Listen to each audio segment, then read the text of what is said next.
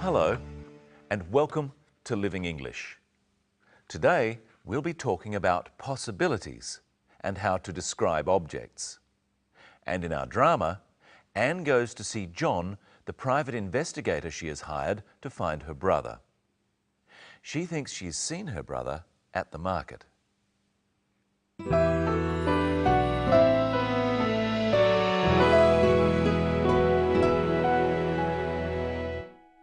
I thought I saw David at the market, but I didn't get a very good look and I lost him in the crowd. Oh, when was this? Just yesterday. How long since you've seen him? Nearly 2 years. Are you sure you'd recognise him now? Of course. He's my brother. It's just, I'm thinking he might have changed his appearance if he didn't want to be found. Mr. Barber, I would recognise my brother, believe me. Of course, I'm sorry. Maybe you did see him at the market. It's just, you've been thinking about him a lot. The mind plays tricks, you know. Suppose so. Maybe it wasn't him. I don't know. Is there anything that would positively identify him? A jewellery, a scar, anything? His watch. My father gave it to him. He always wears it. Can you describe it? It's an old-fashioned watch, an Omega. It was our grandfather's. What's the band made of? Silver. And the watch has an inscription. It says, "To my son, Norman." Norman? That's our father's name. Grandfather gave it to him. Norman. In Chinese. In Chinese. He might have a neckband. I gave it to him as a going-away present. What's it like? It's made of tortoiseshell. It's a disc with a design like this. Yin Yang. That's right, you know it. The band is made of leather. He said he'd always wear it. Yes, well, it's just not much, but it's something, I suppose. I'll call you next week with some news. I hope so. Will they find David? You'll have to keep watching to find out. We'll start today with the words we use to talk about things that are possible. We call something that is possible a possibility. A possibility is something we think is going to happen, but we are not certain is going to happen. You can say, "It will rain today," if you are certain that rain is coming. But if you're not certain, if you think that it could also not rain, you say, "It might rain today." "It might rain today" is talking about a possibility. We can also use the word might to talk about things that were possible in the past. Listen to what John says about Anne's brother. It's just, I'm thinking he might have changed his appearance if he didn't want to be found. He might have changed his appearance. This doesn't mean that he has changed the way he looks. It means that it's possible that sometime in the past he has changed his appearance. It's also possible that he hasn't changed his appearance. When we use might to talk about the past, we always use it with have. He might have changed. Now listen to John talk about the possibility that Anne saw her brother at the market. Maybe you did see him at the market. Maybe you did see him. Maybe is one of the words with the same meaning as might. It means it's possible that. It's possible that you did see him. He could also have said, perhaps you did see him. But you can't use the word might with simple past tenses. The past tense of I see you is I saw you, or I did see you. You can't use might with saw or did see. You must use the past participle. This is the form of a verb used with have. The past participle of see is seen. I have seen you. So instead of saying, maybe you did see him, John could have said, you might have seen him. In regular verbs, or when the ed ending is used to form the past tense, such as in the word changed, the past participle has the same form. Changed is the simple past tense and the past participle. He changed, he might have changed. Try saying, he might have changed his appearance with the clip. It's just, I'm thinking... It's just, I'm thinking he might have changed his appearance. The word have can also mean owning something. So when we say someone might have something, it can mean they might own it. I have a watch. And David, Anne's brother, what does he have? Listen. He might have a neckband. He might have a neckband means that it's possible that he has a neckband now. Now it's time to think about how we tell people what things look like. Listen to Anne describing her brother's watch. It's an old-fashioned watch, an Omega. It was our grandfather's. What's the band made of? Silver. And the watch has an inscription. It says, "To my son, Norman." We've looked at describing things before on Living English. We use adjectives to describe an object's colour and size.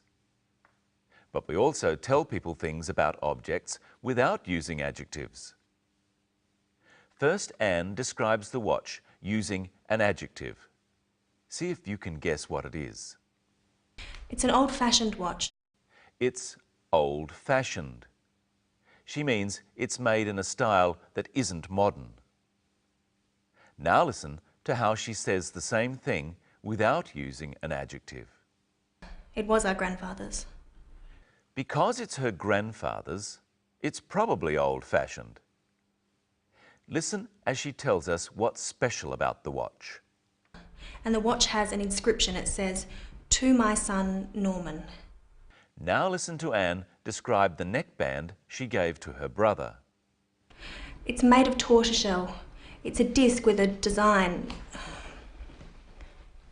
like this. What's tortoiseshell? Here's Michelle to help us. Hello, Michelle. Hello, Brenton. Hello, everyone. Tortoiseshell is a yellow and brown mottled material, like this hair clip. It used to be made from the shell of a turtle called the tortoiseshell turtle. But now it can be made of plastic. So this is plastic tortoiseshell. Yes. Now listen to what the bit of David's neckband that goes around the neck is made of. The band is made of leather. This bag is also made of leather. Now, I've got a few things here that are made of different materials. You tell me what material they are made of, and at home, put it in a sentence, such as, the bag is made of leather. First, the vase. Glass. The vase is made of glass. Next, the spoon. Steel. The spoon is made of steel. The cup. China. The cup is made of china. The T-shirt. Cotton. The T-shirt is made of cotton. The book. Paper.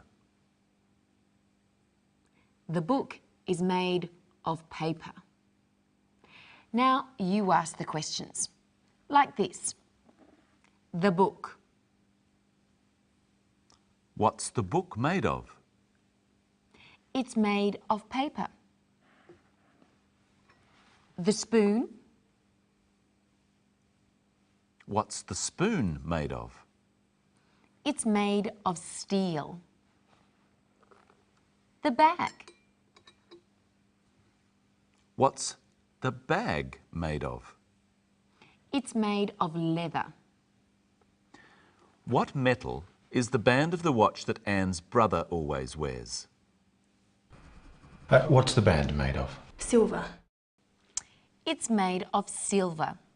Silver is another metal. It's an expensive metal, or a precious metal. What's another precious metal, Brenton? Gold.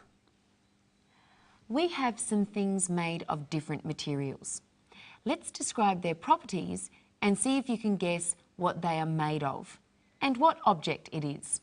What are properties? Well, we'll find out.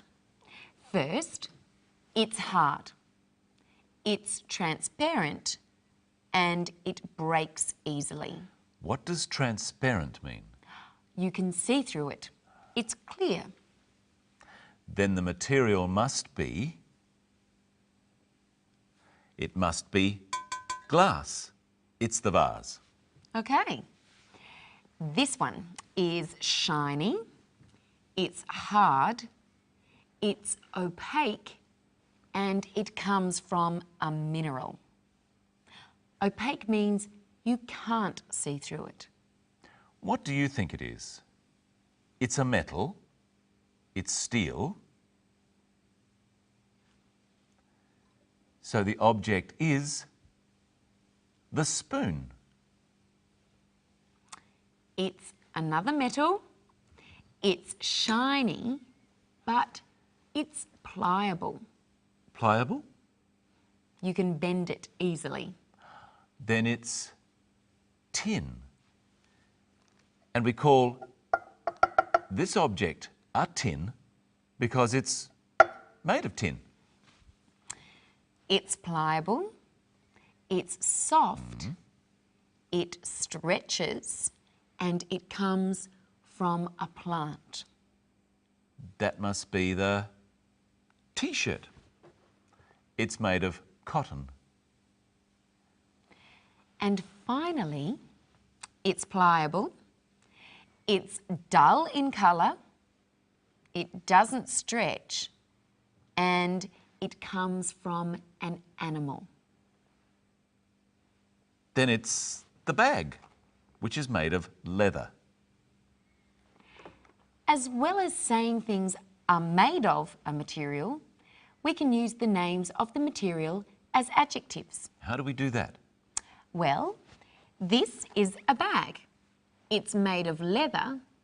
So what sort of bag is it? It's a leather bag. And what sort of vase is it? It's a glass vase. And what sort of T-shirt is it? It's a cotton T-shirt. What about the book? We don't say it's a paper book because books are always paper. But I would call this a paper bag. What about the spoon? Well, this is a metal spoon or a steel spoon. But what about this one? It's not a wood spoon, but a wooden spoon.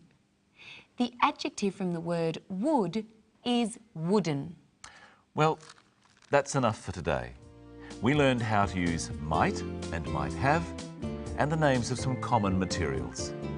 Next time, we'll look at visiting the doctor. And the present perfect continuous tense.